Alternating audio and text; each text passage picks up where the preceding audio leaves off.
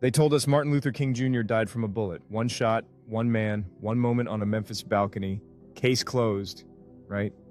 But what if that was just the cover story? What if the real cause of death wasn't the bullet, but something far more sinister, something that happened behind closed doors? In the shadows, whispers of truth linger, suggesting a web of deceit that stretches far beyond that tragic night. Hidden agendas, secret meetings, and powerful players are all part of a narrative that's yet to be fully uncovered. What if those final moments on the balcony were just the beginning of a much darker story? On April 4th, 1968, Dr. King stepped onto the balcony of the Lorraine Motel. Seconds later, bang! A single shot echoed through the air. Blood spilled, panic erupted. James Earl Ray became the man the world blamed. But here's what they didn't tell you: Dr. King didn't die on that balcony. The nation mourned, filled with questions about what really happened in those final moments. Whispers of conspiracy echoed through the air as people sought answers.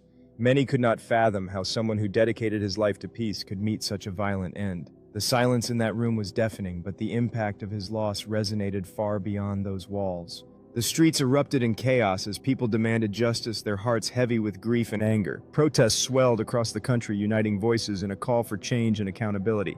Dr. King's legacy became a rallying cry for those who sought equality and peace. Yet the shadow of his death lingered, raising more questions than answers, as the nation struggled to heal from the wounds of that fateful night. He was still alive when the ambulance arrived. He was breathing, fighting, clinging to life. When he was rushed to St. Joseph's Hospital, there should have been urgency, emergency surgery, a race to save a man's life, but that didn't happen. Instead, there was silence. No operation, no code blue, and then a pillow.